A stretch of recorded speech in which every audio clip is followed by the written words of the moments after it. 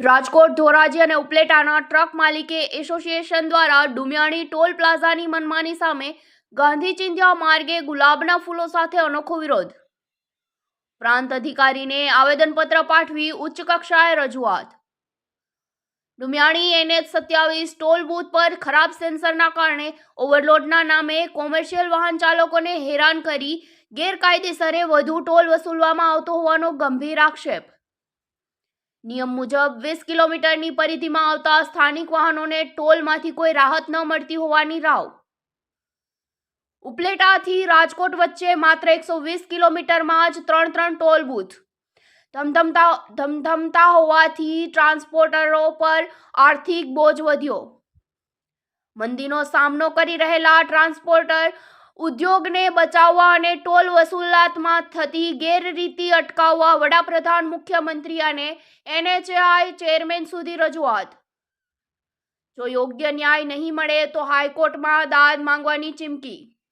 પત્રકાર રાજુભાઈ બગડાની સાથે Naresh Patni, DG news, Dhoraji.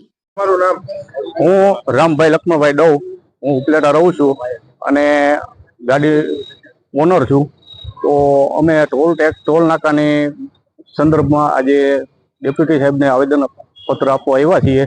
તો પહેલી વસ્તુ તો એ છે કે જે ડુમિયાણી જે ટોલ નાકું છે એ બિલ્ડીના નામથી ચાલે છે.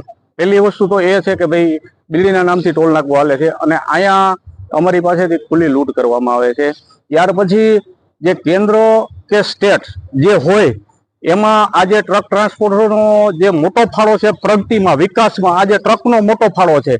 તો આ લોકોને, જે ટ્રકના માલિકોને, ક્લિન્ડરને, ડ્રાઈવરને, પછી હોટલ, રોડ ઉપર અનેક માણસોના જે વ્યવસાય છે, ધંધા છે, ટ્રકો ઉપર ચાલે છે અને ટ્રકનો મોટો ફાળો હોય તો અમે આજે ડેપ્યુટી સાહેબને આવેદન આપવા આવ્યા છીએ કે સાહેબ, જો આવી રીતે જો ગુજરાતના વિકાસમાં ટ્રકનો ફાળો મોટો છે અને ટ્રકના માલિકોને હેરાનગતિ સહન કરવી પડતી હોય આવી મંદીમાં, તો પછી આનું અમારે કંઈક નિરાકરણ સાહેબ તમે આપો એવી ભલામણને રજૂઆત કરવા માટે અમે આવ્યા છીએ. પછી અમારી માંગ સાહેબ એવી છે કે 60 કિલોમીટરની અંદર 3 ટોલ નાકા છે, બરોબર છે. 3 ટોલ નાકા તો નિયમ વિરુદ્ધ છે. તો ગમે તે એક ટોલ નાકું હટવું જોઈએ. અને બીજા નંબરમાં કે જે ડુમિયાણી ટોલ નાકું છે તે એક જ ટોલ નાકા ઉપર અમારી પાસે ઓવરલોડના પૈસા લેવામાં આવે છે અને એ પણ ફાસ્ટેગમાંથી સ્વીકારવામાં આવતા નથી, રોકડા લેવામાં આવે છે. તો અમે સાહેબને એવી રિક્વેસ્ટ કરી છે કે સાહેબ આનું કંઈક નિરાકરણ અમને આપે. હું રસિકભાઈ છગનભાઈ ચાવડા, ધોરાજી ઉપલેટા વિસ્તારના અમે ટ્રક ટ્રાન્સપોર્ટ માલિકો બધા ભેગા થયા છે અને જે દુમિયાણીની અંદર ટોલ નાકું છે ત્યાં વારંવાર ટ્રક માલિકો અને ડ્રાઈવરોને હેરાન કરવા બાબતે આજે ડેપ્યુટી કલેક્ટર સાહેબ દ્વારા CM સાહેબ, કલેક્ટર સાહેબ અને PM પોર્ટલની અંદર ફરિયાદ કરવા માટે અમે આજે બધા અહીંયા સાથે મળ્યા છે અને અવારનવાર ખૂબ ટ્રાન્સપોર્ટરોને અને ડ્રાઈવરોને તકલીફ છે એનું નિવારણ કરવા માટે અમે સરકારશ્રીને અમારી નમ્ર અપીલ છે. કઈ રીતે હેરાન કરવા? ત્યાં ઓવરલોડ બાબતે ગાડી પ્લેટફોર્મ ઉપર જાય એટલે ત્યાં સેન્સર વાળો કાંટો છે કે ભાઈ તમારી ગાડી ઓવરલોડ છે.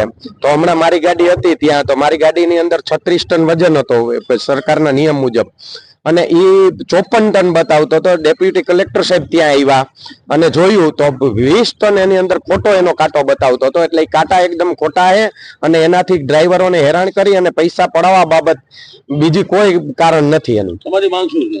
અમારી એક જ માંગ છે કે ભાઈ આ ટોલ નાકું છે 60 કિલોમીટરની અંદર, આ રાજકોટ થી અહીંયા લગન 3 ટોલ નાકા હોય તો આપ સરકારશ્રી એનું યોગ્ય નિરાકરણ કરી આ ટોલ નાકું અહીંથી ખસેડી અને આગળ લઈ જાવ.